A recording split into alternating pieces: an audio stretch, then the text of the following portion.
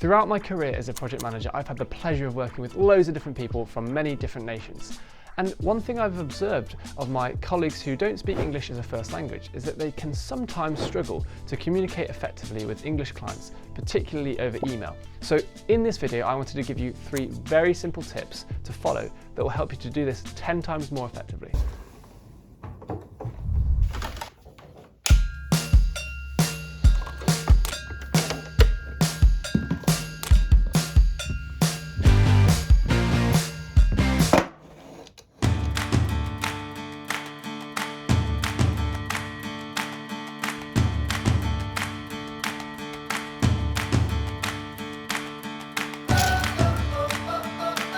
Hi there, my name is James Nightingale and I've been working as a project manager for the past 2.5 years, and throughout this time I've been able to massively improve my communication skills, particularly when writing emails. So let's get straight into these 3 tips that will hopefully help you to write better emails, particularly if English is not your first language. So I was sitting at my desk just over here one day a few months ago when one of my Polish colleagues messaged our project group chat to say that they needed a bit of help with crafting a message to our client. You see, we needed to communicate some potentially bad news to the client around a delay in the project. And what my colleague wisely realized was that he wasn't fully aware exactly how our English client might interpret his words.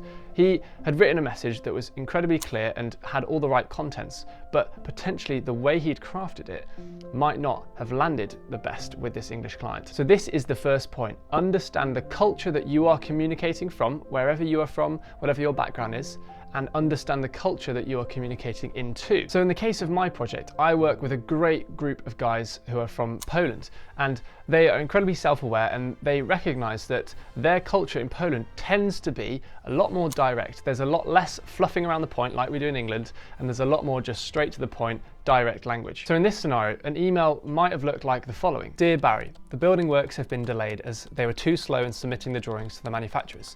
The project has fallen behind. Regards, Victor. Now there's nothing inherently wrong or bad about that email. It's just that it's a much more blunt style of writing an email and might come across badly to an English client. So again, back to the desk. When I had that message from that Polish colleague, we thought about how we could maybe add a few extra words that maybe some might consider unnecessary, but in the case of this context and this culture, we added some words to kind of soften the blow a little bit around communicating this delay. So for example, the message might have looked something like this. Dear Barry, I hope you're doing well. Unfortunately, the building contractor was unable to get the steelwork drawings over to the manufacturers by the date that we set to them. This was due to a few essential additions made by one of the suppliers last week. Now, while this will result in a delay of a few days to the building works, we're currently forming a plan to pull back some of this time to minimise any impact. We'll give you an update at tomorrow's steering meeting once we've formed a plan. Kind regards, Victor. And hopefully you can see that, yes, while we've added in a few extra elements and a few additional bits of information, the situation and the message behind the email is pretty much the same. There is going to be a delay, but in that second case, we've added in obviously a bit of an extra stuff like, how are you doing? We've also talked a little bit more around the reason why there was a delay, a bit more information about maybe why the drawings were submitted late, and then finally, of course, following up with a bit of a plan of what we're going to do about this delay. The second point to consider is checking your English using ChatGPT. Now, you're probably already doing this, but if you're not, it's actually a really useful way to just check how you're writing your emails and how they might come across to an English client. So again, back to the case of my project, one of my colleagues very cleverly writes his whole sort of message that he wants to get across to the client in Polish into ChatGPT, and then we'll add a kind of prompt around translating it into English and then also adapting it so perhaps it's a bit more English friendly or whatever you might want to use in your prompt. But the key thing here is not to send just whatever it spits out. It's to read through it and trying to add or take away any bits that maybe seem a bit false, because sometimes it can be quite clear that AI has written your email. So always try and add or take away things that maybe don't seem natural. And if you're really not confident about how to write an email, particularly to an English client, then perhaps if you work with colleagues that are English, then I'm sure they'll be more than happy to help you think about how you can craft better emails. And ultimately, as you get more practice with this, you'll get so good at this, you obviously will not need the support from other people. But as you sort of get used to it and as you think about how to communicate better with English clients, this can be a really useful tool. And finally, English people, like all people, have very different personalities depending on who you're talking to. Yes, in general, English people are polite and like to skirt around topics, they're not very direct.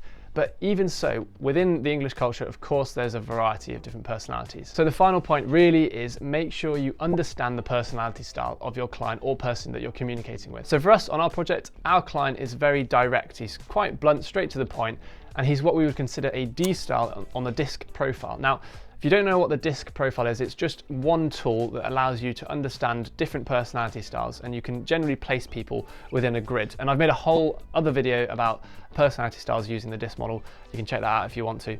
But that can be a really helpful way to diagnose what is your client or audience going to be like. So again, in the case of this project, our client is very direct. He's this D style, which means that I actually have to remind myself to be much more direct than I'm used to being. And actually, my Polish colleagues are actually quite well placed with being from a culture that's generally a little bit more direct with this client who is also generally a bit more direct. They still need to think about how to craft their message a bit more English friendly, should we say.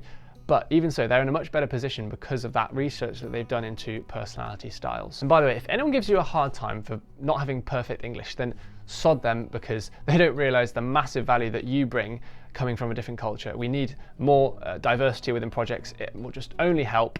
Yes, communication can be more challenging, but actually it just adds so much more value to the project, having different viewpoints, different cultures coming in. So yeah, if you need to hear that, then there you go. Hope that was useful. As I just mentioned, I've actually made a whole other video around personality styles and using the DISC profile to see what personality you're communicating with. That can really, really help you if you're trying to think about how to become a better communicator. So you can watch that video, it will be on the screen somewhere. Anyway, thank you so much for watching. As always, I'll see you in next week's episode.